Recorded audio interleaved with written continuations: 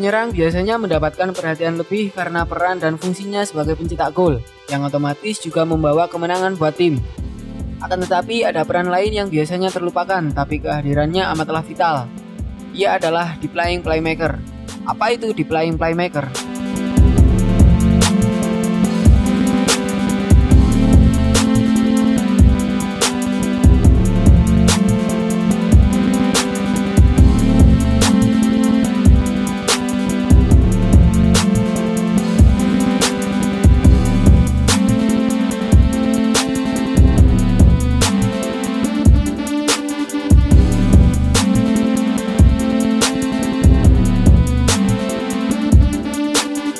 Posisi dan fungsi deep lying playmaker. Secara posisi, deep lying playmaker berada di lini tengah atau merupakan seorang gelandang.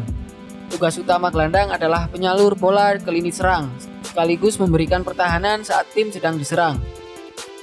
Kalau diterjemahkan, deep lying playmaker berarti playmaker yang bermain lebih ke dalam.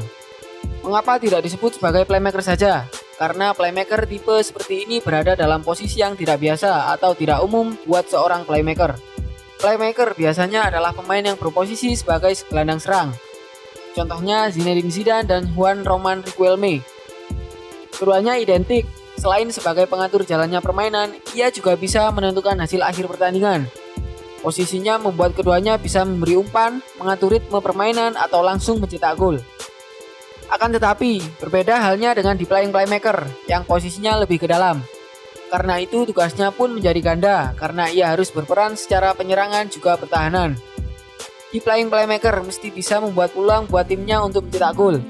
Ia bermain lebih ke dalam dan mengatur permainan sejak bola digulirkan dari kiper.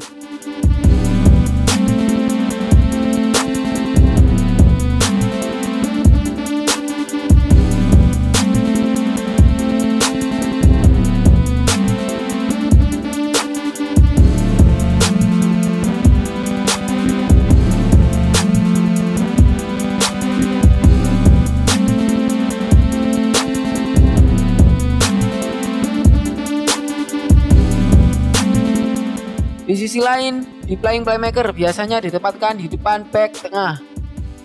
Tugas pertahanannya tak mudah, ia harus membuat intercept dan tackle di sepertiga akhir pertahanan. Saat mendapatkan bola, ia harus mengalirkannya pada rekan-rekannya untuk mengawali serangan balik atau memulai serangan lewat build up. Tackle dan memenangi bola menjadi tugas kedua buat sang pemain. Sementara umpan dan serangan awal adalah tugas utama seorang deep lying playmaker. Ada beberapa deep lying playmaker yang main bagus. Salah satunya Xabi Alonso. Ia sering ditempatkan di depan back, namun karena kemampuan umpannya, posisinya ini menjadi berguna. Karena umpan pendek maupun panjangnya relatif bagus dan akurat.